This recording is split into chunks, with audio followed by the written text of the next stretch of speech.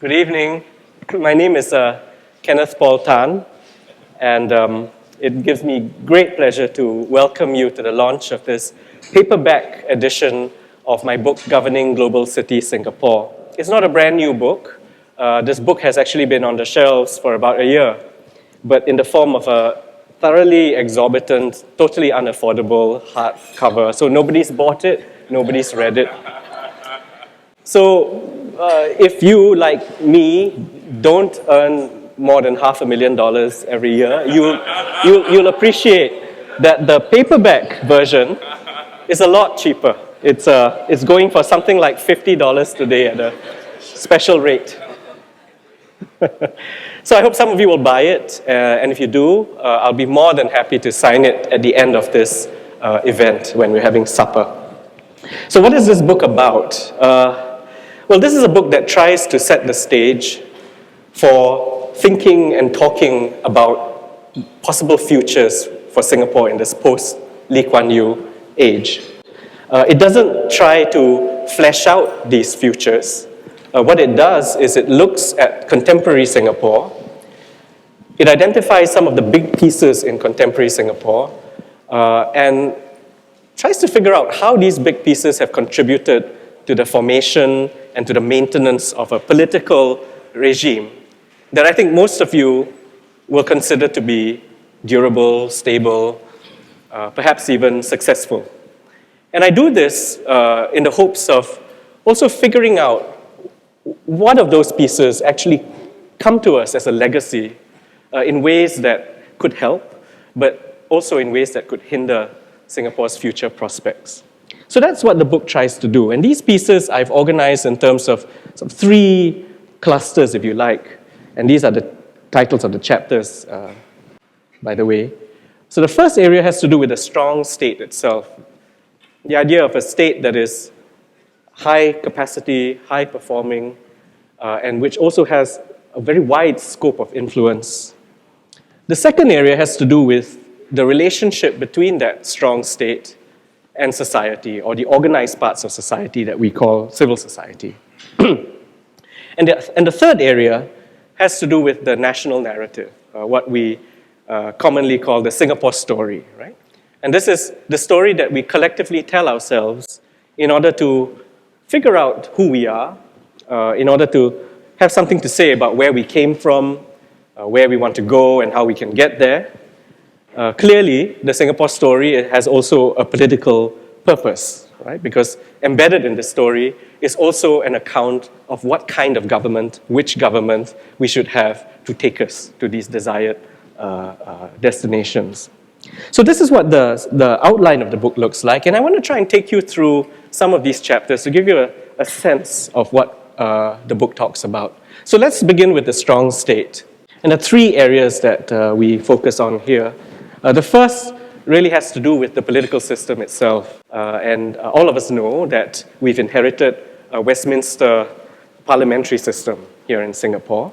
And if you step back and looked at it from afar, it would seem like any other liberal democratic system. It has all the institutions and the trappings of liberal democracy, with one major difference. And that difference is that only one party keeps winning every time. And it's the one party that forms the government every time. So it's a liberal democratic system, institutionally speaking, without political competition. So this chapter focuses on that perhaps poorly named new normal between the general election of 2011 to 2015. And it looks at some of the reasons why people might have voted for the PAP or against the PAP, as well as some reasons for why they might have voted for the opposition or against the opposition. It was an interesting moment, I think, in Singapore's political history because it tells us, among other things, that if we expect Singapore to liberalize in the usual way, we would be very wrong. The story of liberalization in Singapore is a lot more complicated, never so straightforward as what the modernization theorists would like us to believe. So the book goes on to focus on the state itself and two features of the state. The first has to do with meritocracy, which is one of the values, I suppose, of the Singapore government.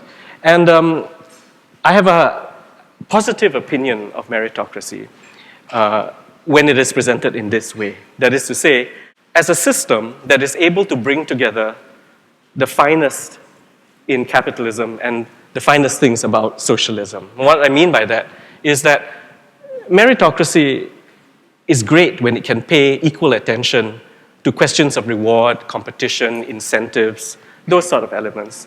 But to also balance that with adequate attention paid to redistribution of resources so that opportunities can be equalized for everyone. And through the equalization of opportunities, we are able to achieve human perfectibility.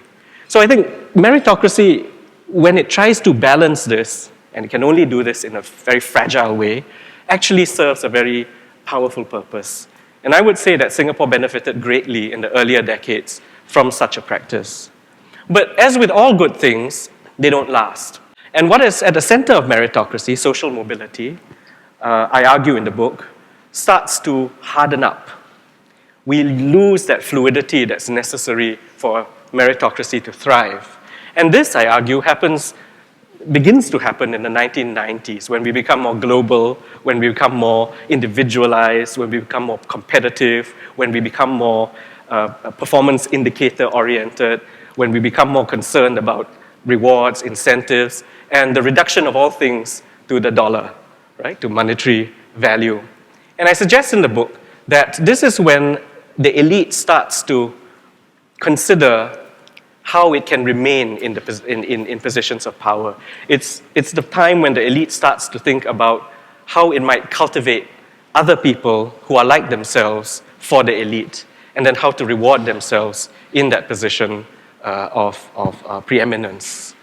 And while that creates a kind of circle of self-congratulatory power, it also creates a particular type of attitude amongst the masses. They look at Singapore, they no longer believe in the Singapore dream in the sense that there is every chance that if you work hard and you had talent, you would rise up the system. They no longer believe in that. What ends up happening is you have a politics of envy, a politics of withdrawal, a politics of disenchantment. And this is not helped at all by other dynamics that really come into play from the 1990s onwards, globalization and how that relates to inequality, right? Rising inequality. And we're not just talking about inequality in the sense of the abstract Gini coefficient, but inequality as something that one experiences on a day-to-day basis in a dense urban place like Singapore, right? Inequality is something you really feel. It's not something you think about in an abstract way. So this inequality has a bearing on people's ability to rise up the ranks because the starting points are so far away. And what ends up happening is you have a culture forming in Singapore where there's deep resentment, those at the top looking with disgust at those at the bottom, and those at the bottom looking with great resentment at those at the top. So this sort of thing is happening, I argue in the book, in Singapore, and it's a kind of degeneration of meritocracy. Now, a second feature of the strong state is pragmatism. And again, like meritocracy, it begins very well, right? It's a beautiful thing to be free of dogma. It's a beautiful thing to have a mind that is open, to be adaptive, to be experimental, to learn from others, and to adapt to our own situation. So it served us very well, I think, in the earlier years. But the 90s come along again. Globalization, concern about open markets, economics, susceptibility to some of the worst excesses of the free market. And you end up having pragmatism technicized into a kind of concern for cost-benefit analysis, that you would reduce all things to monetary value. You end up having liberal pragmatism managerialized, right? So that we become very focused on indicators, performance indicators, and the delivery of outputs. And after a while, everything folds into an obsession with economic growth. So what ends up happening is a beautiful thing like pragmatism degenerates into very little more than a fig leaf to disguise some of the worst excesses of neoliberalism. So the book suggests that we are moving in this direction. All right, so that's the strong state, why it's strong and how it's evolving. Let's move on to civil society, the second parcel of ideas. It begins with a very classic definition of civil society in Singapore, which differentiates itself from the liberal notion of civil society. So in Singapore, we're talking really about civic society. And civic society is civil society minus the politics, right? It's a depoliticized civil society. Everything is fine as long as people don't challenge the state openly, right? So partnerships are welcome, input is welcome, but credit still has to go to the state, and challenge to the state has to be done in a very circumspect manner. So we have a type of civil society that's very gentle, harmonious, and in the book I draw on some of my earlier work on patriarchy to suggest that one way to think about that relationship between civil society and the strong state in Singapore is to think about it as being analogous to the relationship between a woman and a man in a patriarchy, right? Where the woman is consigned to the domestic space, they're meant to be subservient, they're concerned with care, the arts, and so on and so forth, whilst the man is preeminent. So in a sense, it's helpful to think about civil society in these ways. The book also suggests that thinking about civil society through the lens of patriarchy allows us also to adapt feminist strategies of resistance and engagement. So if you want to know about the details of these feminist strategies, the book is where you will find them. There are two areas that we want to that the book focuses on, in areas that have animated civil society in the last 10 years or so. One has to do with what we, I guess, could call public morality. So the book talks about LGBT issues, but it also talks about the organizational ability of faith communities, religious groups, particularly the more conservative aspects or conservative strata of religious groups. Secondly, the book also talks about foreigners and migrant workers, how they feature in the public sphere as stereotypes, and how these stereotypes are mobilized sometimes in order to distract the public's attention from some of the systemic problems of capitalism and the modern society in Singapore. So that's civil society. The third area has to do with the national narrative, the story that's told in order to recruit people into a sense of citizenry, right? The imagining of a nation through a story that's told and retold, and which has roles which people can fit in. And like all narratives, there's a structure. Singapore's story has a hero, has a villain, it has a victim, right? So the PAP government are the heroes, any opponents of the government are the villains, and then Singaporeans need to be rescued, so they're the victims, right? So there are all these structures that galvanize support and consolidate legitimacy for the government.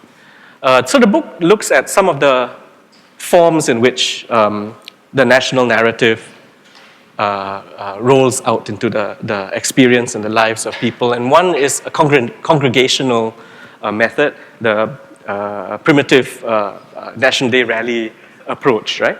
But also the book looks at some of the more recent attempts to engage citizens in national level public engagement exercises like our Singapore Conversation, which is the most recent exercise. And then the book looks at the Singapore story itself, its place in the ideological formation in Singapore. It looks at the Singapore story as a hegemonic story, which supports, well, first of all, it's written by the winners of history, and then it supports the winners in their preeminent role within Singapore. But also, the Singapore story gets modulated in two ways. Firstly, through the creative city policies, the creative industries, the creative economies, where Singapore stories are commodified into products that can sell, but can also lift Singapore's status as world-class in terms of its being a cultural capital, right? So there's a kind of modulation that goes on through an economic aspiration. And then there's another modulation that happens with nostalgia. Of course, SG50 is a very key example of that. Nostalgia repackages history and the Singapore story into products that we can consume and enjoy. And in doing so, it depoliticizes that history as well. And the book talks about Singaporeans who have challenged the Singapore story, academics as well as arts practitioners. It ends with this final chapter on imagining futures. And thinking about the future is not something that's unusual in Singapore, right? We do this almost pathologically. We have government agencies, we have non-government organizations which have been involved in some kind of future analysis, some foresight work, scenario planning. Even our Singapore Conversation is a kind of exercise in future thinking, which probably is as popular as it gets, right? Because it involved almost 1% of the population. We also have very often in the speeches that are made by Singapore's leaders references to historical cases. So we often hear about classical Venice, the reasons for its rise and the reasons for its fall, and how these reasons can be mapped onto Singapore's own prospects, right? So we get the sense also from learning about Venice why Singapore might fail and how do we avoid doing that, and so on and so forth. Thinking about the future also is something that's done in classical political philosophy, right? So we think about Plato, for instance. Plato does exactly that. He talks about an ideal state and then gives reasons for why the ideal state degenerates from one phase to the other up to the point that it becomes a tyranny. So we could quite easily map Plato's account of the Republic onto Singapore's own development, and the resonance is actually quite startling. So I want to try and do something like that, right? So I'll end with this fairy tale of a dysfunctional future for Singapore. It's entirely fictitious, right? So the red boxes are a reference to those pieces in the Singapore regime, right, that have served it well. So what could go wrong? Well, as we discussed earlier, pragmatism can start to degenerate into a kind of market fundamentalism, where there's an obsession with profit, with reducing all things to monetary value, an obsession with indiscriminately embracing the market in all ways. And one of the manifestations of this is the need to achieve instant success, right? And Singapore does this brilliantly by opening its borders to import talent from outside, to import wealth from outside, and to import manual labor that we don't want to do or that we don't want to invest in. So when you have this situation intensifying, the problems with inequality and poverty also start to intensify. And not only that, they start to intersect with the more traditional cleavages in our society, race, language, religion, generational differences, class, local, foreign, and so on. So you get now a very fractured society, and in such a fractured society, ironically, even those who do well think of themselves as having done badly. So widespread disenchantment. So from pragmatism, you end up with widespread disenchantment. Let's look at meritocracy and what happens there.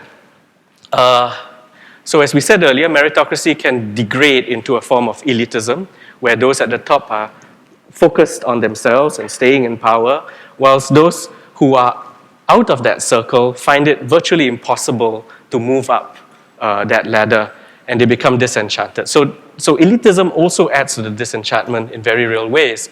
And when you have this level of disenchantment at a widespread level, the Singapore story starts to lose its power to recruit people into the idea of a Singapore nation or a community, right? So Singapore as a nation becomes almost unimaginable in this kind of situation, which lends itself to a return to tribalism. Different factions and groups being upset with one another, divided on much more complicated lines, but setting up conditions for unrest. Let's look at elitism. So one thing that also happens with people who are comfortably ensconced in the elite circles is that they start to consider questions of why they deserve the things that they do, right? So that clear line between what is clean and what is corrupt starts to blur. Because people start to take more than they should, and they justify it to themselves by saying, well, I deserve that, right? Think of all the good things I've done, I deserve this. So it becomes grayer and grayer, and slowly the elites slip into a space that you can no longer comfortably describe as incorrupt. Elitism also means that you're comfortably ensconced amongst people who believe in their superior abilities, who disregard ideas, input from those who are not part of the circle. And what ends up happening is the elite start to have blind spots, right? It becomes a monomaniacal group of people who all look in one direction, who all think in one way, and who all are anxious also for their own career prospects if they were to step out of line. So it slips into incompetence as well. And then thirdly, within that space of the elite, especially after the neoliberalization of the 1990s, you have people who are very individualistic, right? Egos emerge, egos come up to the surface. It's harder to conduct the elite or conduct themselves as a team. There's infighting, there's competition for recognition, competition for resources. And what you might end up having in that elite establishment is the creation of factions. And some of those might splinter out and become the basis of new forms of opposition. The effect of all of this is to erode the performance legitimacy of the state. So people looking at the state now lose faith in them. They're not delivering to the level that Singaporeans have been accustomed to. And this also has an impact on electoral legitimacy. So people will start to vote more tactically. They will demonstrate their displeasure through the vote. Government can do two things, right? One is to be unresponsive, to ignore it, to live in denial. Or they could see that something's going on in the electoral space, and so they activate the repressive modes, which are usually reserved for the very last resort, right? So it becomes activated. This adds to the condition of social unrest, which is ideal for a demagogue to emerge and take advantage of. So seeing this unrest, the demagogue who is highly articulate, charismatic, comes up to the masses, mobilizes their sense of victimhood, and then speaks a thoroughly anti-establishment language that appeals to the sensibilities of the aggrieved masses. The demagogue also points to scapegoats, right? The typical scapegoats, foreigners, migrants, sexual minorities, single moms, teen gangs, and so on and so forth, right? So they become the reasons for all of society's failures and ills, so scapegoating and anti-establishment language. Okay, the book does not talk about Smart Nation. That's for a later book that I'm going to write, but I thought I'd put that texture here just because it helps with this story a lot. The Smart Nation, unlike many other places, in Singapore, Smart City is more about the use of technology in order to enhance the administrative capacity, top-down administrative capacity. It's what I call administrative state 2.0, right? It's not the way other people often think of the smart city as a means of creating new spaces for public participation, for the public to seize control of the agenda, to come up with new platforms, come up with new solutions. It's not quite like that. Here it's just becoming more, it's just a question of administering in a much more surgically perfect way. So when you have that, the citizen becomes less and less citizen-like, right? And they've never really had a lot of practice in terms of developing their creativity in the public space or their civic skills. So more and more, Singaporeans become more like customers rather than citizens. And this is also augmented by the market fundamentalism of the debased pragmatism. So with this in place, the public sphere gets impoverished. But where does all the frustration go, right? So there's a lot of frustrated energy. It must go somewhere. So it goes into vigilantism. Angry Singaporeans who are looking for people to blame and to scold and so on and so forth, right? And with a smart city, you've got plenty of digital avenues to do that. So the vigilantes then start to re-emphasize the blame that's placed on the scapegoats, typical scapegoats. And what you end up having is a hyper-surveilled society, which I want to call an authoritarian populist Singapore. This is a kind of dysfunctional story. You'll notice that in this account, I haven't said very much about external factors, right? International economy, foreign affairs, and so on and so forth. That's because a lot of that will be discussed in my next book, which is this one. Singapore Identity, Brand Power. It'll be out next month, actually. So if you're interested in those aspects, it'll be in this particular book. I guess that's a pleasant note to end on. So thank you very much for your patience.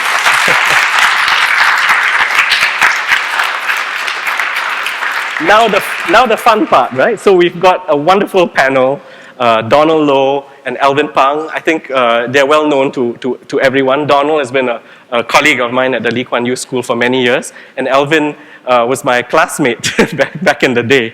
So we're going to hear from them. I'm really honored that you've taken the time to read the book and to pen your thoughts. So we begin with Donald, and then after that, we'll hear from Alvin. I've got a speech. It's 7 pages. And after watching that articulate, extemporaneous genius that Kenneth Paul Tan is, whatever I'm going to do is going to pale in comparison. But because this speech has been more than a year in the making, right? Those of you who know will know why it's more than a year in the making. And because I suffer from the sunk cost fallacy, I'm going to read from it. All right. But just to, as preface, I should say that what you observed just now was what I observed for 6 incredibly inspiring weeks when I had the privilege, but as well as the pressure of co-teaching with Kenneth, a course at the LKY school that the book is named after, Governing Global Cities Singapore. So it was simultaneously an intimidating, but also an inspiring experience. And at the end of the course, the students do their feedback forms, and I think there were 21 students in the class, 20 students in the class, and we had scored 4.95, all due to him out of 5. So there was only one student who didn't give us a perfect score of 5. So immediately I was, my competitive instincts were all riled up. I said, who's that student who didn't give us the 5? And Kenneth said, no, it's good that we didn't get a perfect 5. You look like North Korea. So anyway, I thought in my comments, which are a year in the making, and I'm going to read from here, so that I don't say the wrong things. I thought it would be useful, for me to help situate our discussion of Kenneth's book in the context of what we understand political development to mean, right? So I'll refer to Francis Fukuyama's Origins of Political Order, where he defines political development as comprising 3 things. First, the rise of a strong state, which Kenneth's book's first part covers. Second, the rule of law as opposed to the rule by law. And third, democratic accountability as opposed to merely performance legitimacy. The ideal, of course, is to have all 3 institutions, a strong state, the rule of law, and high degrees of democratic accountability. But in practice, good things do not come together, nor at the same time. And if we analyze this through Fukuyama's lens of political development, it is hardly surprising that Singapore and Singapore's state have emphasized the importance and indeed the necessity of a strong state rather than democratic accountability. A strong, competent, modern, Weberian state has been Singapore's comparative advantage since independence. So if you look at the World Bank's worldwide governance indicators, which have been published annually since the early 2000s, they measure the quality of governance on 6 dimensions: political stability and the absence of violence, government effectiveness, regulatory quality, rule of law, control of corruption, and voice and accountability. On the first 5 of these measures, Singapore ranks among the world's highest, right? Usually in the top 2-3% percentiles. But on the last dimension, on voice and accountability, it is ranked just above 42% of countries.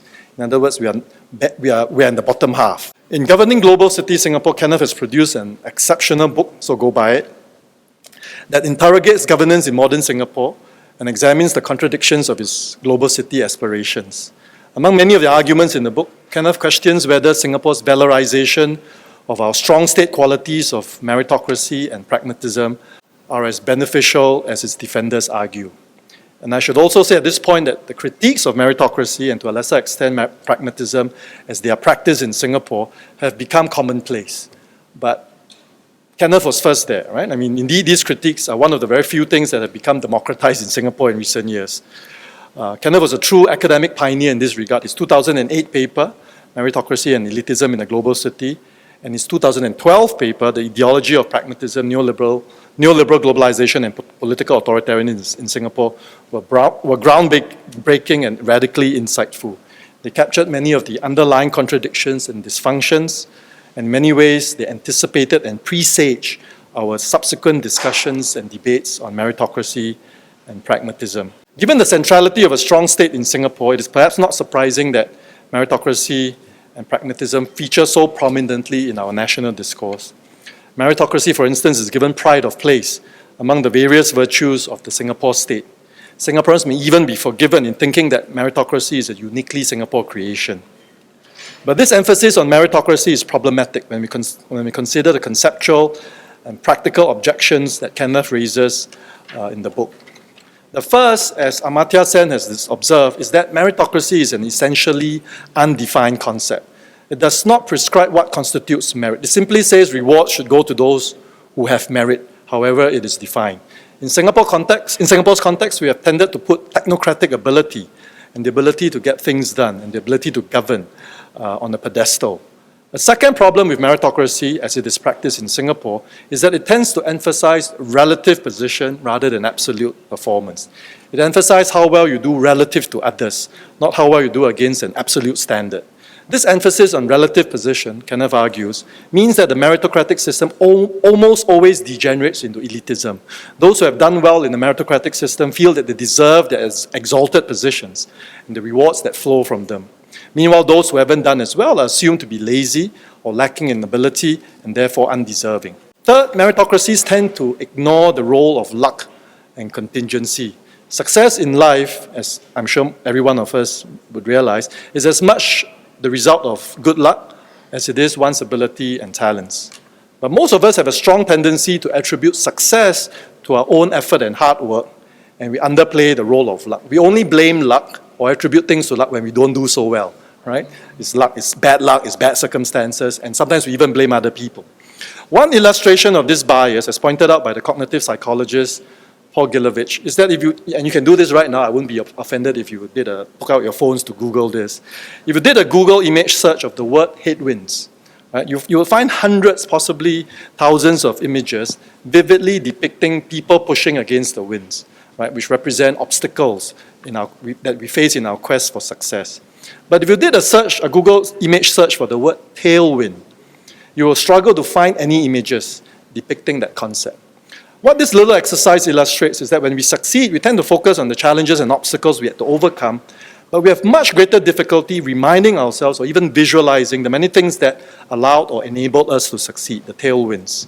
Meanwhile, when we fail, we tend to blame our bad luck or circumstances or others around us rather than attribute our failure to our own shortcomings. Meritocracies tend to accentuate this bias rather than counteract it by reminding us that luck and circumstance have as much a role to play as hard work and ability. And as a result, meritocracies tend to breed feelings of individual entitlement and deservedness and resentment on those who have among those who have not succeeded. The fourth aspect of meritocracy that's troubling as it is practiced in Singapore is the idea that talent and ability are mostly independent of context. People who did well, say in the military or government, are assumed to have the ability to excel in all other fields.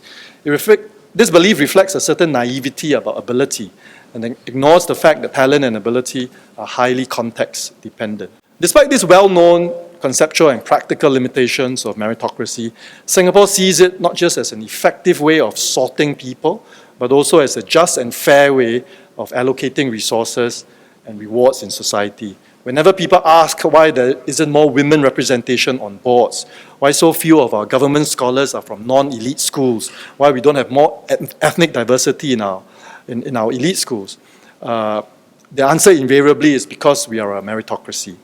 Meritocracy, Kenneth argues, has trumped virtually every other consideration that we may find sensible or reasonable in determining the allocation of rewards and opportunities, diversity, representativeness, or fairness. So far from seeing meritocracy as a way of equalizing opportunities and giving everybody a shot at success, many Singaporeans, I would argue, and Kenneth has alluded to that too in his final dysfunctional scenario, now see meritocracy as a thinly veiled justification for elitism and inequality, which was a line that I took from Kenneth's 2008 paper on meritocracy. Kenneth's critique of the state's ideology of pragmatism is just as radical and insightful. He makes at least 4 observations about the practice of pragmatism in Singapore in the book. First, Singapore's economic success is often presented in pragmatic terms, as justification and as apologia for its authoritarian means. Pragmatism helps to create the conditions for obedience and compliance, for acceptance of unpopular policies that promote growth, and for general apathy. Singaporeans must accept the macho technocrats that make up the government if they want to continue their comfortable lives, since it is only this elite group that can formulate and implement sound policies. Pragmatism is thus used as an apologia for Singapore's social contract. If you want a good life, you must accept this mode of governance. And the state's emphasis also on bread and butter issues, rather than the highfalutin ideals of equality, liberty, and democracy. Second, pragmatism in Singapore is often hardly pragmatic at all. The rhetoric of pragmatism obscures a deeply conservative pro-capital state ideology. We see this in our reflexive aversion to welfare, in our harsh criminal justice system, in our commitment to low taxes on income and wealth, even in our aspirations to be a global city that is attractive to talent and investments. Pragmatism is also used to justify existing racial categorizations, GRCs, elite Chinese schools. All of this is pragmatically defended in terms of a Hobbesian and realistic understanding of human nature. Third, the state's pragmatism can be described also as a form of political expedience. Kenneth argues that the state picks and chooses useful and harmful values for the nation-state's survival and prosperity, marks them off arbitrarily as Asian and Western, and then promotes and demotes them respectively under those labels to generate an authentically Singaporean culture that is conducive and supportive of our performance in the context of neoliberal global capitalism. Who writes like that, right? But it's incredible, right? It's so insightful. Fourth, the practice of pragmatism in Singapore is closely intertwined with the hegemony of the state, as Kenneth would have described just now. Pragmatism has been harnessed by a hegemonic state to legitimize and perpetuate its rule and its methods of governance. Like hegemony, pragmatism requires continuous ideological work. Hegemony needs pragmatism as much as pragmatism, as it is practiced in Singapore, needs hegemony. Kenneth's book title also suggests that it is partly a book about possible futures after Lee Kuan Yew. And he's given us a very uplifting, optimistic scenario at the end. So let me conclude my remarks with a couple of my own scenarios. And we didn't coordinate this, although we did something like that in our class 2 years ago. So my first scenario is that, in fact, it's not a scenario, it's in fact a prediction. Okay, so let me be upfront and say it is a prediction.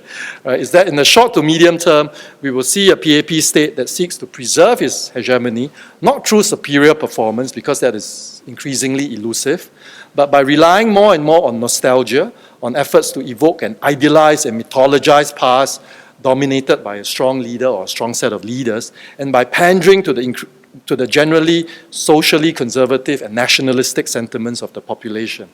The result is that far from democratizing or liberalizing politically, it is much more likely that Singapore becomes increasingly an authoritarian populist democracy. We didn't coordinate this. You can check my speech. It's exactly the same scenario that I've come up with. Such a development would in fact be hardly surprising. From Viktor Orban blaming George Soros for his country's troubles, to Erdogan and Putin accusing the West of humiliating their countries, to Duterte chiseling away at the free press, we have seen the rise of strongman leaders pretending to be Democrats since they win somewhat free elections.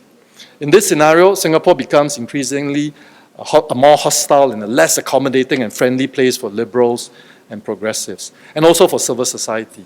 Where I differ in that scenario from Kenneth is that whereas he thinks this leads to social unrest, I think it simply leads to apathy and exit for the liberals and progressives and intellectuals in society. Unlike Kenneth, I'm going to end on a more optimistic note. I have a more optimistic scenario. So my second scenario is that it is one in which an increasing number of Singaporeans want to see a broader set of normative principles beyond the technocratic ones of meritocracy and pragmatism as the basis of good governance in Singapore. The Singapore state hasn't really had to contend with strong demands for procedural accountability or redistributive justice, mostly because meritocracy and pragmatism have been so dominant, so hegemonic in our national story. The state simply hasn't had to respond to such demands. But increasingly, I feel Singapore's clinical and pragmatic approach to policy making will be challenged by citizens who wish to see policies that reflect principles such as those of accountability, democracy, fairness, and equality. Some of the recent reactions to the higher cash yield premiums that women have to pay suggest as much, even if these reactions were confined to a minority of liberals and progressives. Just 8 years ago, when the government announced that CPF life payouts would also be differentiated by gender, for the same reason that the cash yield premiums are differentiated by gender, that women live longer lives, there was hardly a whimper of protest. So I see signs of hope and glimmers of democratic progress in our recent response to the cash yield debate. And when societal norms shift in a more democratic and liberal direction, we may well see the erosion and eventual disappearance of the macho technocracy that has governed this global city for the last 50-odd years. How the PAP adapts to this new political reality is, of course, the critical uncertainty. It could, for instance, cling on to its old varieties of social conservatism, elitism, anti-welfarism, and an illiberal form of politics. But I will argue that that response would be highly maladaptive, unpragmatic, and dare I say, quite un-Singaporean. Thank you very much, and congratulations, Kenneth. So, good evening, ladies and gentlemen. I have no idea why my old schoolmate Kenneth has asked the poet to come out and speak about these lofty issues, but I'll do my best. I have had some experience observing the public sector, I suppose, in my editorial capacity. I worked with Donald on this. But I will leave the book, which you will all be buying and reading thoroughly tonight, to set the stage, as Kenneth says, and to present all the big pieces. He's, I think, represented very well the perspective on the past 20, 30 years of Singapore's governance from the point of view of our shared generation, that is people who basically grew up in the 70s and 80s, who have only perhaps just recently reached a point where we're in a position to talk about some of these things, even if we don't have the opportunity necessarily to set the agenda. And I think you've done an incredible job, Kenneth, of laying the groundwork for future observations, discussions, and critiques to come. And for that, I applaud you. Thank you very, very much for that. What the book does do is not to give authoritative answers, obviously, but raise, at least in me, some really, really pretty interesting questions. And what I'm going to explore today really is not so much to give you predictions of the future or scenarios of what might happen, but to perhaps share some of the key questions that have arisen in me, having observed some of these things take place and having read Kenneth's book. And we coordinated our dress for tonight. We're all wearing batik. We agreed on that much and very little else. But it seems that we've got a nice balance here. So you have Kenneth speaking off the cuff, Donald having a prepared speech, and me sort of trying to speak from a smattering of notes. So it's quite well balanced lah. So let me get organized here. I guess I'll begin with a sense of what the critic, to borrow from literary theory, what the critic Gary Saul Mawson calls side shadowing. Now, you've all heard of the concept of foreshadowing. You've read a book or watched a movie where something is introduced early on that sort of predicts something else that's going to happen. You know, the Russian playwright Chekhov says, you know, if you introduce a gun in the first scene, by the end of the play, it has to be used that somehow. You know, that's foreshadowing, right? Something anticipates something that's going to happen. Now, seen from the point of view of foreshadowing, everything that takes place has a meaning and a place and a purpose. When you look back from the end of the story, as it were, everything seems to nicely line up and add to the inevitability of the ending or the conclusion. And sometimes when looking at depictions of the Singapore story, it can feel like that. Everything that has taken place today is the outcome of some very clear, far-sighted, non-conventional, but clearly thought out authorship, right? There's this sense that all the actions that have taken place along the way have led to where we are today. Everything has been foreshadowed. The problem with this point of view, and this works for fiction, this works for entertainment, this works for movies. The problem when this point of view is applied to history, of course, is it leaves out contingency, it leaves out luck, it leaves out the fact that there are many plot lines in life, as it were, as in history. There are many characters, personalities, and possibilities that simply go nowhere. Since this is the year of the World Cup, I'm thinking about what happened to our goal 2010, for example. No one talks about it. It's a plot line that has gone nowhere and neither adds nor subtracts from the grand narrative, right? It's just disappeared. Now, so that's the concept of side shadowing. It's looking at what else might have happened outside the main narrative that may or may not be significant. There's a lot of language in recent years in policy work to talk about black swans and wicked problems and unpredictable complexities, as it were. But this is nothing new, I guess, to writers. We've always been looking at these side plots and side stories and played around with them. And I guess this is what I'm going to think about for today. The first sense I get reading Kenneth's book is this broad notion of Singapore being at a point, not so much of a crossroads, every day is a crossroads, but of waiting for something to happen. We're sort of gathering our energies and strengths and opportunities and potentials, but we aren't quite sure where the next step should be, where we should plant our foot next. What we are waiting for, I'm not actually certain. It might be clear sense of the leadership direction for the next generation, a clear sense of where the country is going, perhaps a clear sense of where the world is going and our place in it. I don't know, I don't have the answers, but what I am left with is this sense of anticipation and of waiting. Another question, or set of questions that come to mind are threefold. I think the questions of why Singapore, who's Singapore, and how Singapore are going to be significant. In a sense, they map kind of nicely to the three sections of your book, Kenneth. It is this notion of, do we have to redefine what it means to be Singapore? What is our reason for being in a changing world? To whom the national narrative, to whom the idea of a country called Singapore belongs, given that we are an increasingly diverse polity with perhaps even competing goals and interests and agendas. And third, of course, the nuts and bolts of how we are actually going to do about it. And will the sort of nuts and bolts that have served us well in the past be effective going forward?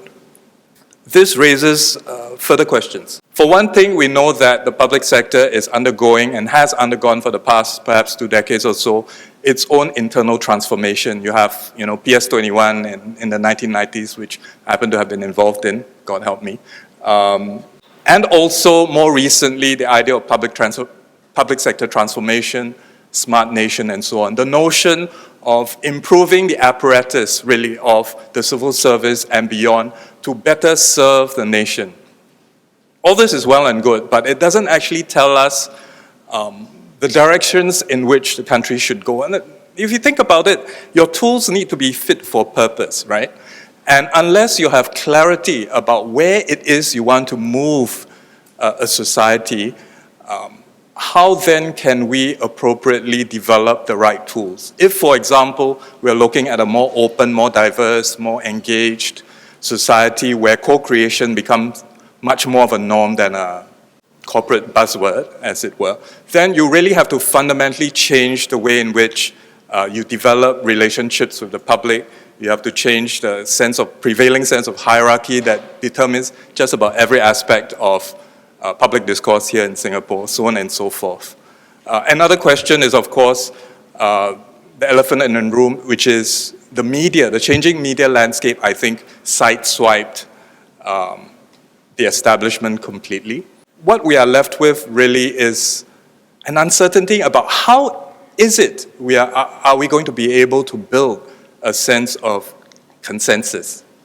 How is anyone going to be able to build a sense of consensus in an environment where we actually read different things, look at different things, have different conversations? Where is any sort of national conversation going to come on? And if a lot of the legitimacy and the levers of state are dependent on everyone watching the National Day rally on Channel 5, and nobody actually watches Channel 5 anymore, and nobody actually reads the Straits Times anymore, I'm not saying that's true, you all know yourself what you do, huh? How then can we even begin to have a conversation, and how then can any government, strong or weak, alter or nudge the course of conversation? I think these are very big questions that will determine the shape in which we will proceed. On the political front, there is still a lot of uncertainty about the destiny of the different political parties. I think we will pose the question about the political coalition in Malaysia being very successful recently and whether there will be ramifications for us here in Singapore. Well, different context, different environment, so on and so forth. Our political parties are a completely different place, I think, from those in Malaysia. But what are they in fact doing behind the scenes, out of the keen eye of the media, to develop their own futures? What are they doing to recruit young people, the talent of the next generation? The bottom line is we actually don't know. We actually don't really know how the futures of these coalitions and these institutions are growing. We only have what we've been told.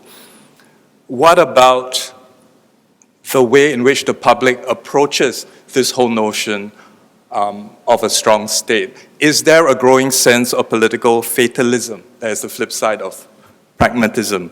Are people essentially happy to just have nothing to do with the way Singapore is developing as a political entity?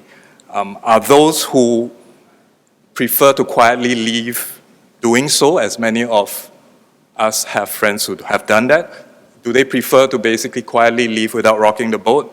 While those who remain and who thrive exaggerate both their gratitude and their sense of entitlement.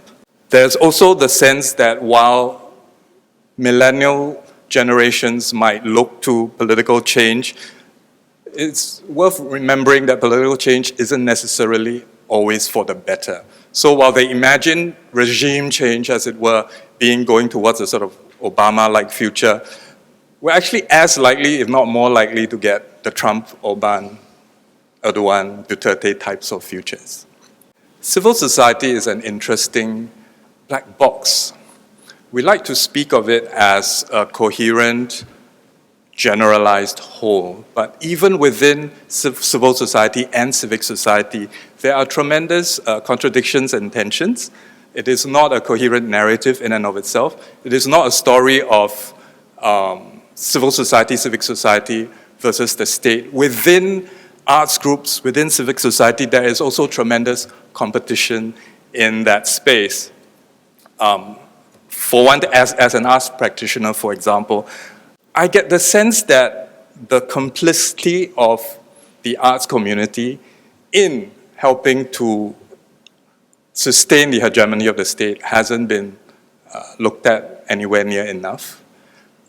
So for example, you hear the Alfian Saad's ranting online, and that gets a lot of popularity, but at the same time, he will also quietly go and write your National Day parades. You have, for example, the story of Charlie Chan, Hock Chai, Sunny Liu's book, being held up as an example of state censorship and so on. But behind the scenes, those who are in the know in the industry know that the publishers, to some degree the authors, were also playing on and exploiting internationally this idea of Singapore as a nanny state, this idea of Singapore as a state that likes to censor. In other words, there is a market value to keeping the image of Singapore in a particular sort of way as well. And I'm not necessarily sure that it is all noble, let's put it that way. So a lot of these sort of tensions, I think, remain to be unpacked and examined more closely. I guess we will have to think about, really, how we are going to both gather and manage increasingly different versions and visions of what it means to do one's best for Singapore. The assumption, I think, underlying the past couple of decades is that there is only essentially one way to do well for Singapore and by Singapore. And increasingly, that's not necessarily the case. I think increasingly that will be contested as well. And I think this is why we are entering an era where there will be more questions than answers, and why I think we might want to look a little more at all the side plots and side stories rather than only the main narratives. Because I think fundamental change in this society may well come from a quarter that has been quietly brewing, that has been left out of the headlines, that may surprise all of us. I'm going to perhaps stop there. Thank you. Hi, good evening, Prof. Kenneth. Thank you very much for your comments. And my question relates to inequality and the media. Let me preface the question by letting you know that I'm a journalist, occasionally an academic, and an Ivy League educated scholar who spent 1 year in a shelter in Singapore. So here's my question to you. You raised the concept of inequality and this dysfunctional future, the widening gap between the haves and the have-nots, and you've highlighted it in your book, in your comments. In your opinion, how far is the onus on the media to place more emphasis on the issue, as you have in your book, and how effectively has the Singaporean media done this, in your opinion? I think generally speaking, it's important to make these inequalities visible. So as a general principle, I think it would be very welcome to not only understand inequality in that abstract sense, which many of us tend to have, right? So it's inequality has moved to the forefront of public discussion today, but many of us have a very abstract understanding of it. So if media were to make these life experiences much more vivid and human, I think it would be doing a great service. Having said that, one doesn't just present inequality in an objective way, right? Very often, the media also puts a spin on inequality. Sometimes it is driven by the need to say, yes, we have rising inequality in Singapore, but it's something that we cannot help because there is no alternative to globalization, so on and so forth. So it's something that we have to come to accept. And having accepted that, we have these policies and programs in place that address it. And then suddenly there's closure on it. So on the one hand, it's very important to bring to the surface and to make vivid and very real the actual life experiences of people who are on the wrong end of inequality and poverty. But on the other hand, the media could very often also kind of close that discussion by saying we have this problem, but we also have solutions in place, and give it some time, and soon this problem will become less of an issue. So it could go both ways, I think. I guess, aside from the media, there are other institutions that have a role to play. Schools, the education system, for example. And I don't mean by this some kind of poverty tourism type of a program, right? I don't mean we should send our students into the homes of poor people so that they can feel how lucky they are. I don't mean that, right? I mean getting students to engage with with poverty at a much more empathetic level, with a much more problematic level, informed by what they're learning in the classroom. So the curriculum can be redesigned so that what they're learning, whether it's in social studies or national education or sociology at university, can be directed towards an actual encounter with people who are described as poor or people who are at the bottom of the inequality, and then to engage with that in a problematic way so that they can question the theory, they can question the experience, and come to a richer, more informed, more nuanced appreciation. So media, yes, but other things as well. My name is Renee. I'm a self-made entrepreneur, typical of an SME. And I picked up some points that you made about elitism and how elitism breeds these blind spots, which therefore leads to some state of incompetency. And also, Don made a point about the thinly veiled meritocracy, that is a thinly veiled form of elitism. And there is a very animated debate in public about the ministers' salaries and also the elitist schools, where the criteria to join these to enter these schools are quite difficult. And when you think of the average student who cannot afford special tutors, and they don't come from the background where they have parents that can afford this. So I just want you to perhaps highlight these issues in terms of public engagement and how the dialogue between the elites and the community or the citizens could be bridged. Thanks for the question. Thanks for the arrow. I think the context matters, right? I mean, both what Kenneth and I, without coordination, have indicated. I think there's nothing wrong conceptually with, and nothing wrong practically with meritocracy as it was practiced, I would say, in the first 30 years, right?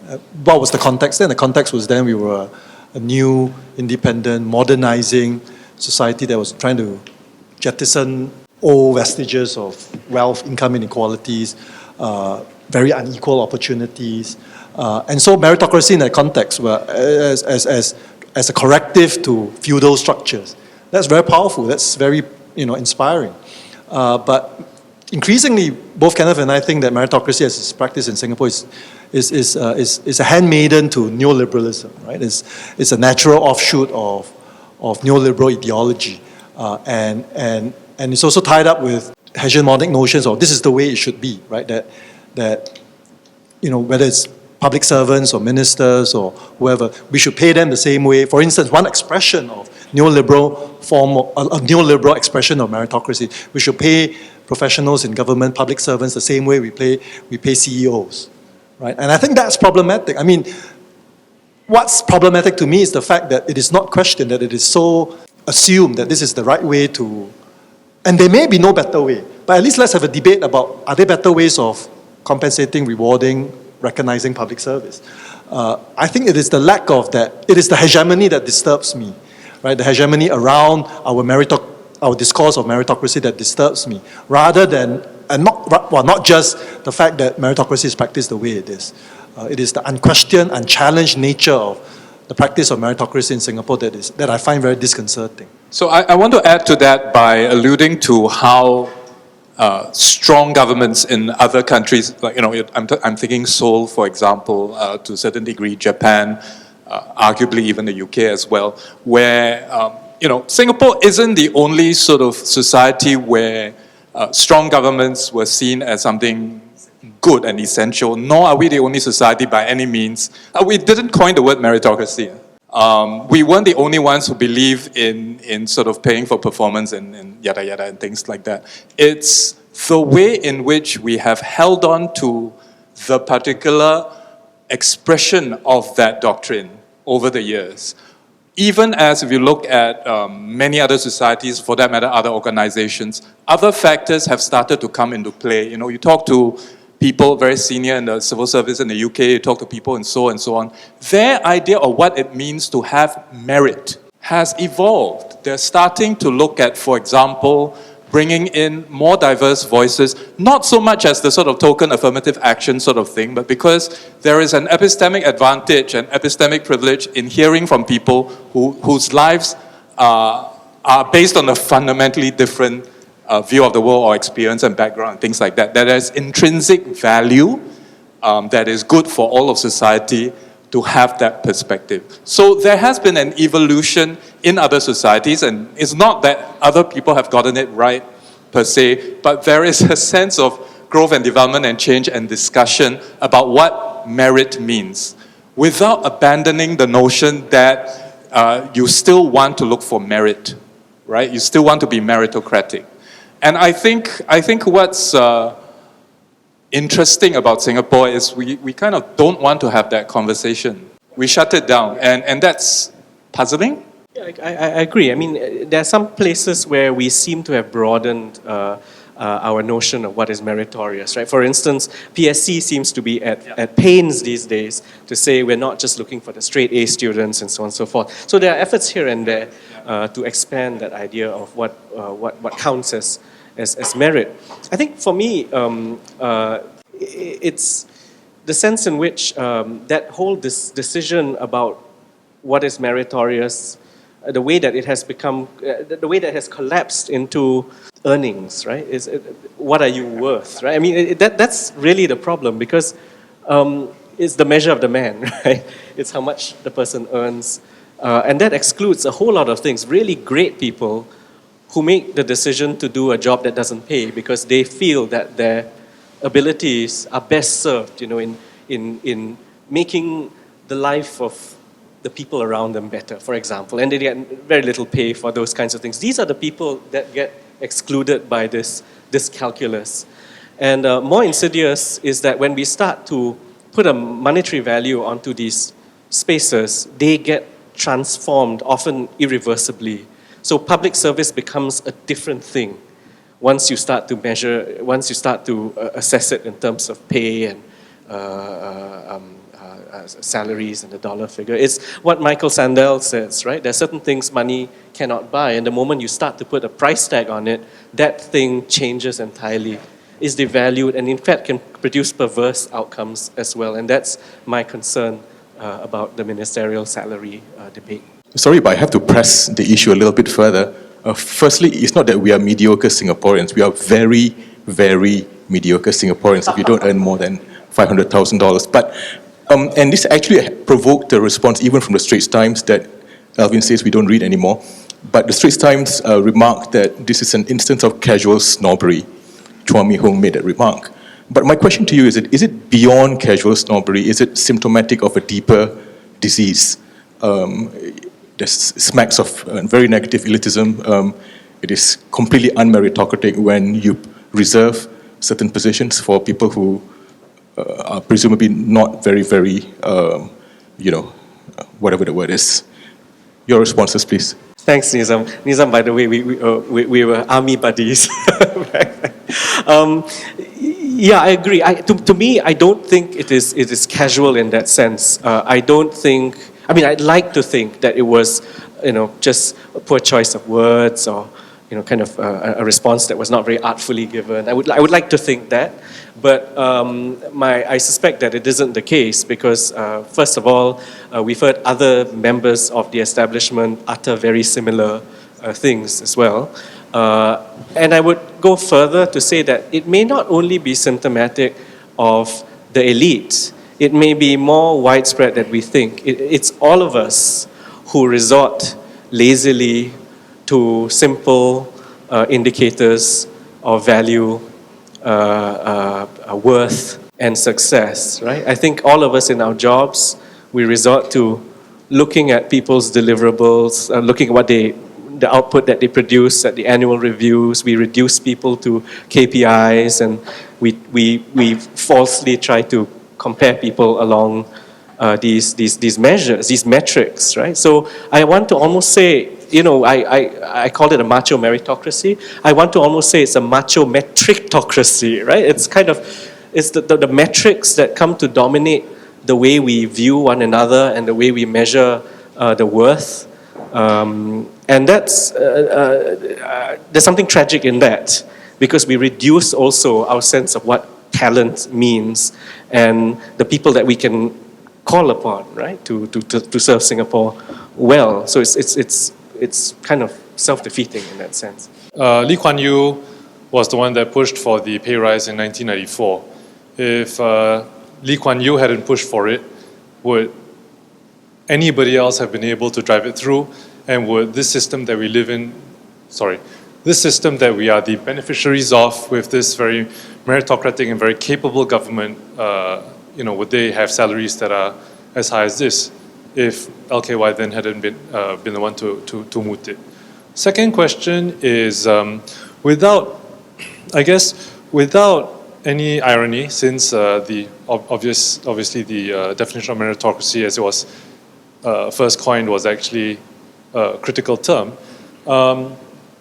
The question is, conversations like this are great, given the stability of the system and given that meritocracy is a large part of the narrative. Will anything change, given how stable the system is and given that we are in a slow boil sort of situation where political change probably won't come about? So let me clarify. Second point is, if there's no political change, will there be any broader change? And in any other way? Is political change necessary for this narrative of meritocracy to change? And I don't think political change is likely to happen, given that everything seems a lot more stable than our neighbors. One is, I actually think that when it was originally introduced, the ministerial pay thing, pegging it to the private sector, I like to see it in the context of what was happening in the 80s and 90s, which is all across the world, governments were undergoing what is now referred to as new public management, right? Where corporate sort of techniques and values and strategies were used to sort of jumpstart, kickstart the efficiency and effectiveness of public services. The idea was that before that, bureaucracies around the world were sort of old-fashioned and stick in the mud and full of red tape, and introducing sort of private sector approaches was a way to really improve their performances, which they did, and there is actually nothing wrong with that. I see, in a sense, the original impetus for pay rises as being part of that, one of the strategies. The question is whether that continues to be what is needed going forward. Okay, but where I was going with was whether you need someone like LKY to drive it, and whether there would be the gumption, the political will. Would anyone else be able to drive this through if it weren't LKY? okay, I'll let Kenneth answer that later. Maybe. No, just a very quick comment on your other point about, is political change necessary for broader social change? One of the things I've been thinking about is whether in Singapore, even if there were political change, there might not be social change. Perhaps we are not a one-party state, we are one ideology state. And any sort of conglomeration, any sort of coalition that is able to win power is going to be one that essentially replicates at its core the ideologies that have taken us so far. Just throw that at you. Yeah, thanks. I mean, I think you've said it all. I would just add one or 2 points. I think also with that moment of Lee Kuan Yew in I think 1994, right? I would also say that quite aside from new public management and private sectorization of the public service, was also the anxiety of Lee Kuan Yew, if I'm not wrong, about the next generation, right? So he had this nervousness that the next generation would not be as politically entrepreneurial as his generation was. So there was always this sense that the next generation wasn't going to be good enough. And I guess it intersected with this new public management thing. And so the consideration was, let's bring private sector types into politics and let them, do what private sector types do, which is to think out of the box and come up with more experimental, entrepreneurial policies and so on and so forth. That was kind of the expectation. But your question, of course, is whether anyone else could have had the forcefulness and the political authority to drive such a controversial policy change, right? Well, a policy that remains controversial even today. I mean, I can't think of anyone else since then who might have been able to drive that without incurring a whole lot more political cost. Can I have a question? No, I'm not going to respond. I'm going to ask you a question. Around the same time we did ministerial salary revision in 1994, Lee Kuan Yew also had this thing about Confucian ideology, the concept of a gentleman 君子, right? And presumably that could have acted as a kind of counterweight. Of course, over time that discourse just was chucked out. It was no longer convenient. It was, as you say, what's the term? Side shadowed. Was it possible to have had market-based pay, performance-based pay, alongside efforts to preserve, honorable service, public service? Is it possible to square the circle? I mean, could we have done it differently? I mean, that's a great question. My answer is somewhat less positive. I think that whole experiment with Asian values and Confucian values was, there was nothing authentic about it, right? It was a construction of, it was almost a technological construction of a culture that could be used as a shield against, the rising voice of the Western liberal critic, right? So we're talking about years after the Berlin Wall comes down and the West, has had enough with thinking about Soviet Union, and they start to look at Africa and Asia and all the human rights and freedom of expression problems and all of that. So this is the time when Singapore and others desperately clutch at all these Asian, it's an exercise in self-exoticization, right? To create a shield against the criticism of the West. So given that it wasn't an authentic exercise, I doubt very much that it would have cultivated a certain type of public servant that was in line with more authentic forms of Confucianism. That's my thought about it. I see this sort of reversals of original intent quite often. I mean, you've got family planning in Singapore, bilingualism, where the original intent actually gets flipped, right? So, for example, the sort of market forces driving up the quality of talent, as it were, came in at a time where the assumption was that the civil service would maintain a very strong sense of its values and ethos. I mean, the journal is called Ethos. The assumption was that core, ethical core, as it were, of civil service or public service values would be unassailable. And then you have to sort of fill that in with what you don't have, which is sort of private sector efficiency and so on. The question, of course, is whether that assumption holds true, that core of values is indeed that unassailable. So in more recent years, you're talking about, sort of being a lot more mindful once again about building that core values back in. There's generational change in society as well. And you see actually those values which are assumed, like Asian values, are assumed to be sort of universal and timeless and so on. Well, guess what? They're not. They do shift over time, and we might actually be losing that core values that were assumed. And I see this sort of flip-flop happening a lot. Do you see that as well? I kind of do. I mean, I'm an admirer of ethos, as I've mentioned to you many times. But I also, in my mind, I'm also thinking of how there is such a great gap between the rhetoric that's constructed through ethos, right? It's a very progressive, outward-looking, and the gap between that and the actual practice, right? Which is really driven by careerist motivations, doing well as a public servant, making sure that you're not frozen because you made a courageous decision in your job, right? Several, exactly. So you've got this great gap, I think, and it's interesting just to see how colorful and beautiful the language, the progressive language of public service can be, and then to kind of look at the actual practice and lament how different those two things are. Kenneth, you didn't talk about the military, the generals. Is that tucked surprised? Is that tucked in that your discussion on the elites, or I mean, what is your take on what has gone on in the last 20 years with all the generals being in sort of high places? And I mean, I used to wonder if we had an overabundance of generals and they all needed jobs or something. But they're very highly paid too. So I guess we've lived in peaceful times. So generals don't have a lot of war to look after, right? But they also need to be promoted because many of them are on the fast track, they're scholars and so on and so forth. So there's this quick promotion of people, and then naturally, because it's a meritocracy, there are others who also need to be promoted, and therefore the people at the top need to be put somewhere. So there's a natural kind of movement, I think, HR movement, right? So there's an HR aspect here. I mean, what you're getting at also, I suppose, is the suitability of military people for government roles, particularly in this day and age.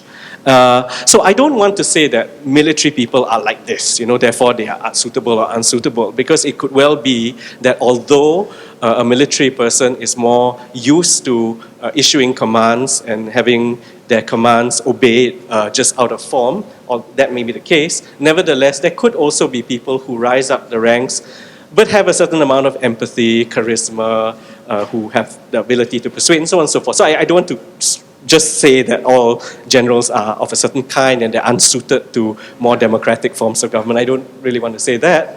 But if you have a lot of your political leaders coming out of the military and bringing with them the culture, the rank and file culture of the military, then perhaps that might also start to color the way that our top pinnacle leaders think.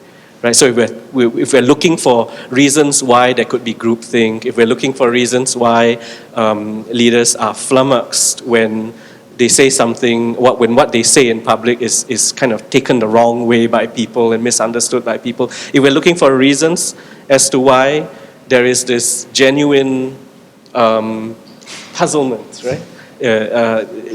One of them could be that it's a lot of the military culture that's flowing into the leadership. I have two questions. One is more theoretical and one is more policy-oriented. So the first question is a more theoretical one for Kenneth.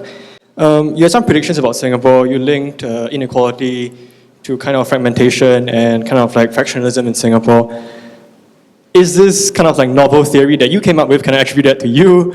Or has there been other people that have theorized this before and you're kind of adapting it to Singapore, right?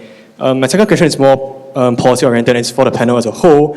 There was some discussion about this particular doctrine of merit, of us holding on to this very particular doctrine of merit, right?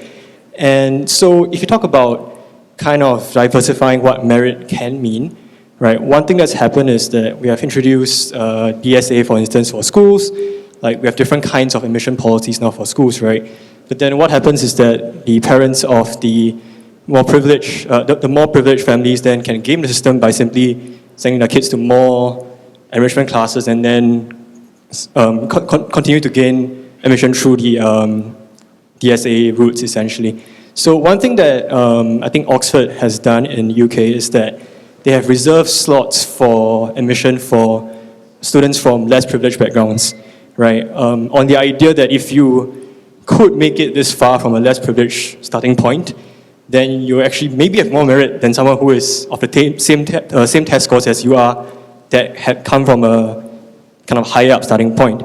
So do you think that kind of policy would make sense in Singapore? Because it can't be gamed by those that are more privileged, right?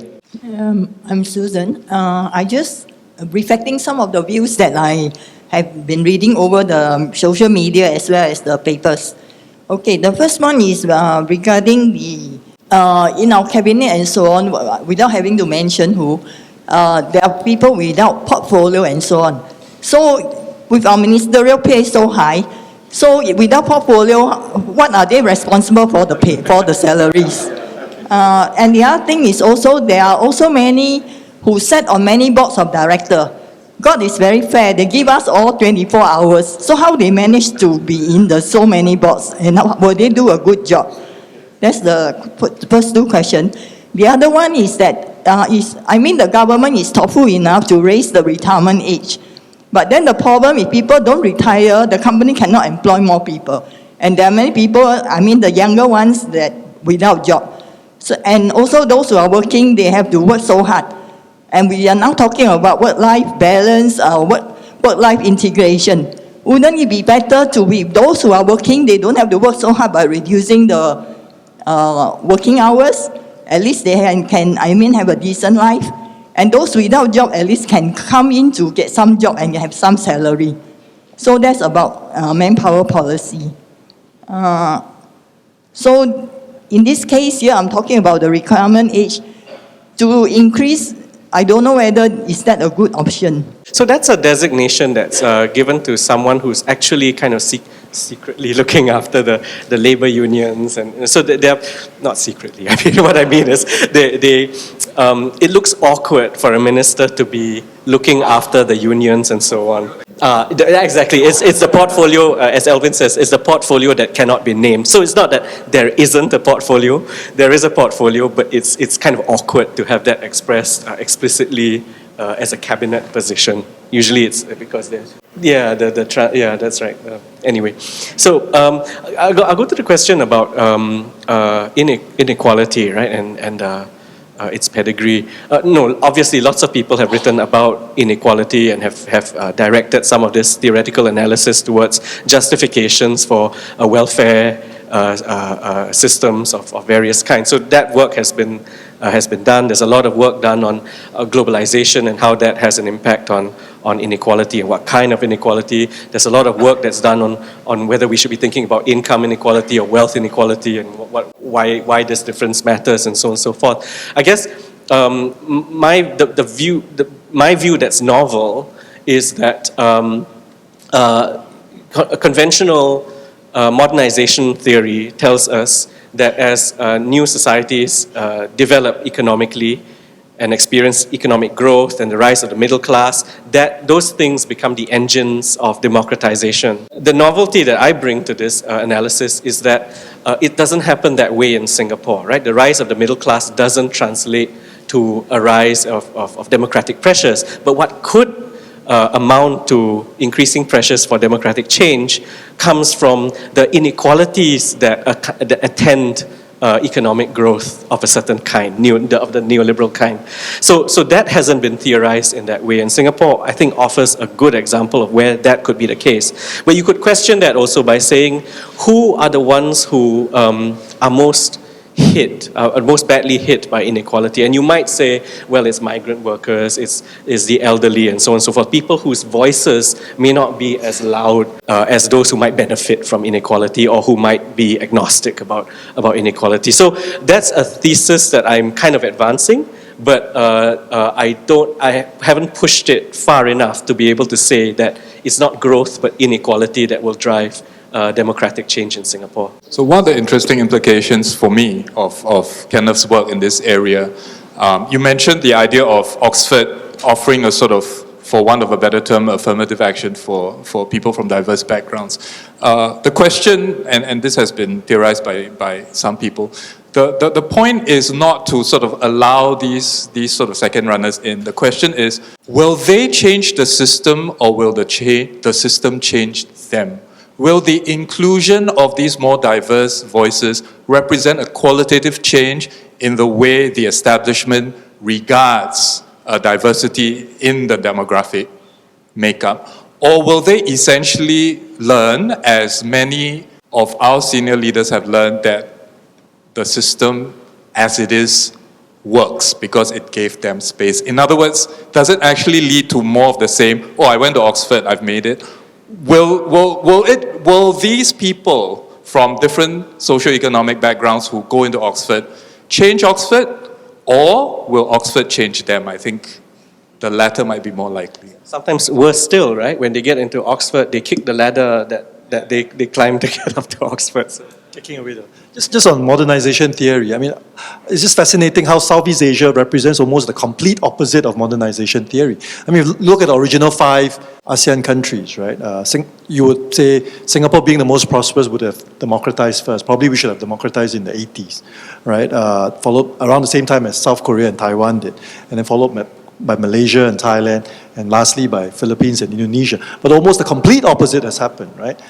Philippines first, then Indonesia. So the poorest, or the relatively poor Southeast Asian countries, contrary to modernization theory, were the ones that sustainably democratized. Thailand did it, I would say, in the 1990s, but had major reversals in the last decade. And then, well, Malaysia, thank God for Malaysia, right? Everything that's happening there is fantastic. And then there's still Singapore. Inequality is here to stay. We on your right have not been given any opportunity to ask any question. Leftists have all the opportunities. Now, We're a left-wing outfit. now my question is, do you agree that strong state that Singapore is able to provide security to its people and terror-free environment in a region where terror is a real threat? Since I am coming from Delhi, where in every nook and corner there was police, red alert, Lashkar fear, this fear, that fear. In Singapore, nobody frisked me physically. Here also I have come, absolutely, there were security people were not visible. So this is only because it's a strong state and is not governed by populist politics. Therefore, they are able to provide secure environment for Singaporeans. Thank you. What was even more interesting was the balance of views that we got from the Lee Kuan Yew school. It's nice to know that there is contrarian views and you take a liberal and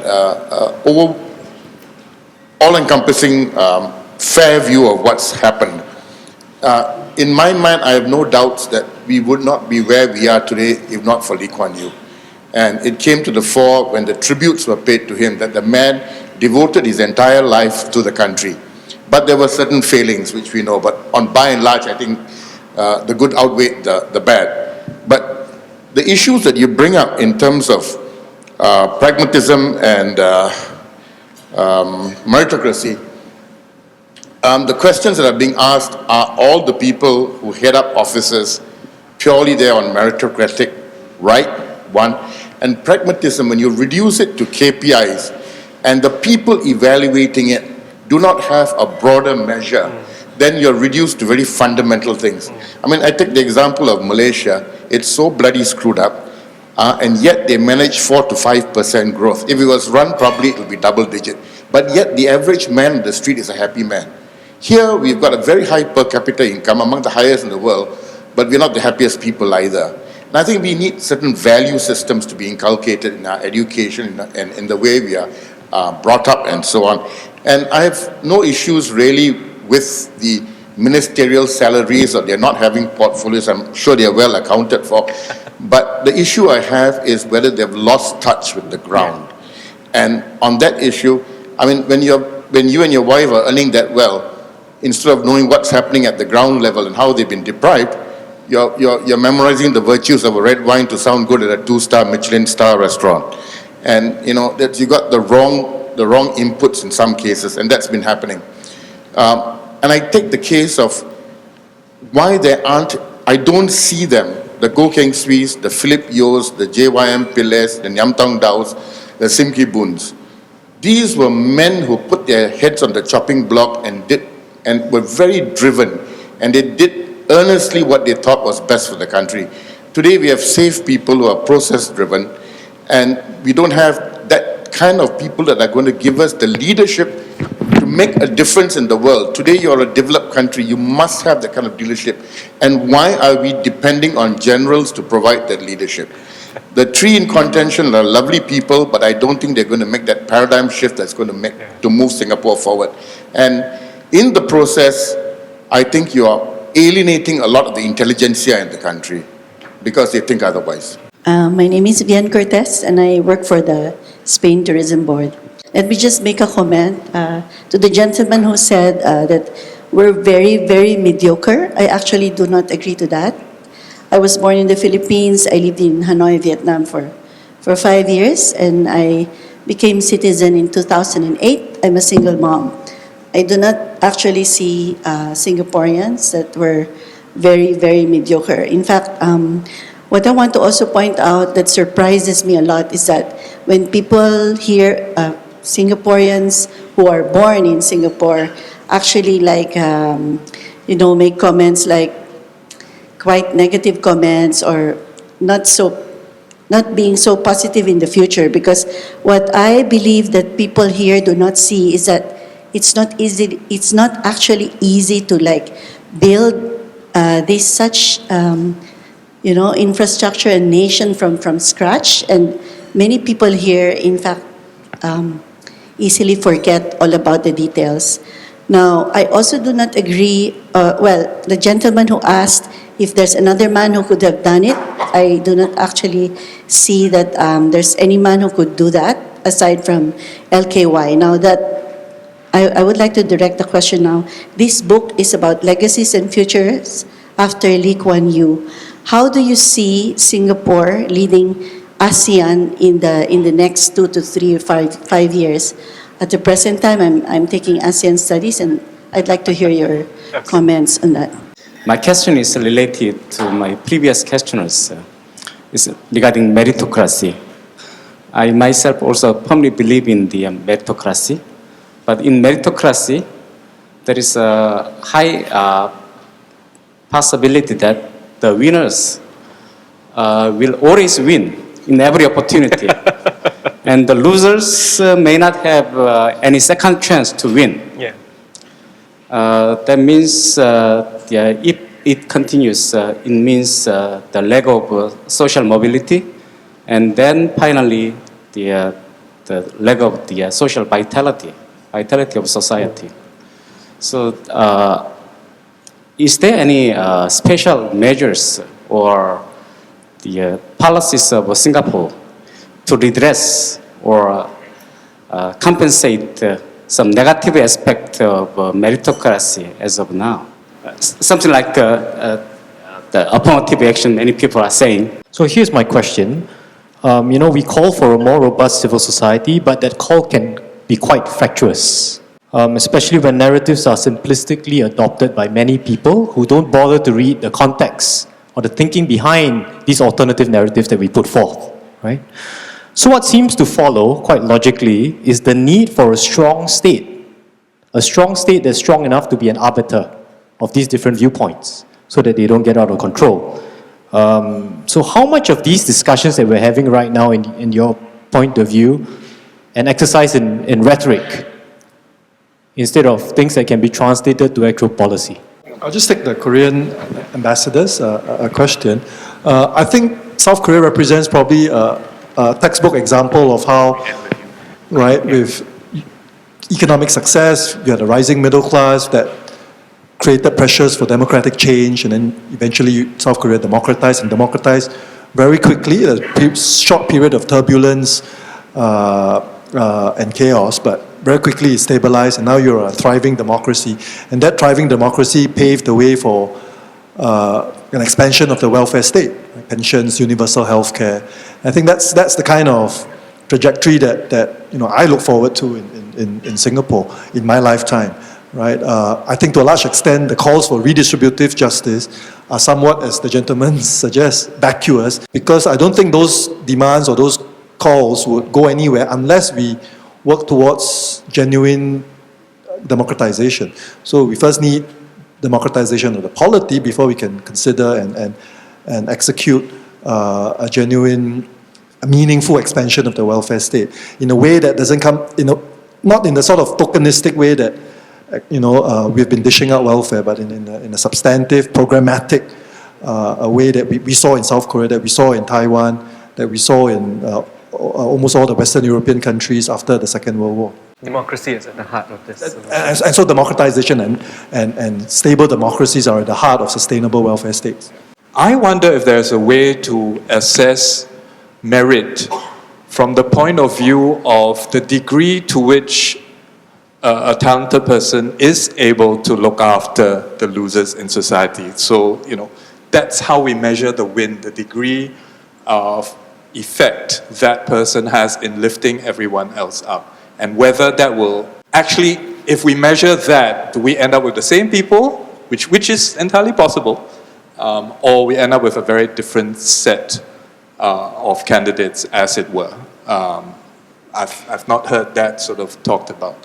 As for whether all this is an exercise in rhetoric, well, I take the rhetoric of the public sector and its discussions, internal discussions, at face value. If you talk about public sectors around the world, governments around the world, societies around the world having to reach for a new synthesis, to quote Joycelyn Bougon, if you accept that an increasingly more complex and accelerated pace of change is the reality around the world, and the only way to deal with that in any society is to have a more resilient, co-created environment where the government partners with all the sectors, where basically everyone sort of pulls together and contributes their own strengths to the greater public good. Now, if we subscribe to that as rhetoric internally in the public sector, seems to be the case, then no, it's not empty rhetoric, because we really do have to find a way to deal with the fact that we're not in the 70s and 80s and 90s anymore. We're dealing with a very, very different environment where, like it or not, the old ways of doing things are just not going to lead us to the same place. We're an aging society, we are a plateauing economy. There are many ways in which the formulas of the past, and it's not about right or wrong, it's about, do we need to expand our notion of what else needs to be done, and do we start learning how to do those things? And if that includes a broadening of persuasion, a broadening of voices, a broadening of ways to relate to each other in productive and constructive ways, we better buck up and start now. I won't underestimate the value of rhetoric. As the millennials would say, you fake it till you make it. Yeah. And I think on occasions like that gives us a platform to exercise our skills and habits of civil discourse, right? Having disagreements in a polite, civil way. And I don't think we have enough platforms for doing that, right? Because the state is so hegemonic. So, yeah, it may be rhetoric in the short term, but it is incredibly valuable. Yeah. Just one final point. I actually sort of been thinking that for all talk about a strong state, the past few years has demonstrated to be not so much a strong state, but an anxious state, a state that has in some sense lost its past sense of self-confidence. And you can talk about all the reasons. There's plenty of sort of discussion of that in the book. So I think a strong state in some ways, and we have seen that in Singapore in the past, is one that is self-confident enough to stand up to a range of different views, take the best of what is out there, both dissenting and assenting views, and then synthesize that into something that works for all of us. Circling the wagons is not the sign of a strong state, to me. Yeah. Absolutely. I'll address the question on terrorism, not because I know a great deal about it, but because it strikes me that there are contradictions in how we view the strong state, Singapore's strong state's role in that. On the one hand, I like to see that the resilient part, right? That we say it's not an if but a when, so we're fully expecting it to happen. We're not trying to prevent, we're not working on just preventing it, but we're also expecting that when it happens, what can we do to ensure, for example, in the climate of Islamophobia, that our Malay Muslim Singaporeans are not victimized after an attack, right? So we're thinking along those lines. That I like. But at the same time, something else is happening, continues to happen, which is we still regard race, religion, and such things as taboo.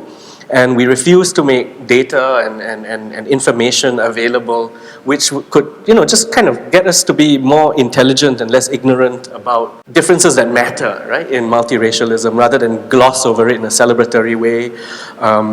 That part, I think, strikes me as a weakness of the system, that we are so fearful of our multi-ethnic selves that we cannot bring ourselves to speak honestly and in an informed way with government data, supported by government data, about these matters. And I think if we don't bridge that particular gap, that's where the trouble is going to be.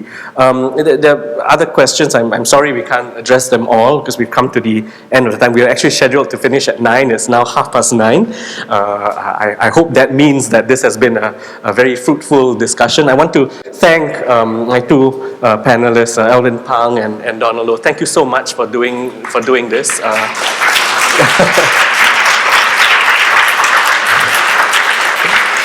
I also want to thank the LKY School Events team. You've done a terrific job, as always, of organizing this whole event and managing I don't know if you know, but there's something like 200 people on the waiting list, and they were able to manage that waiting list to get in here.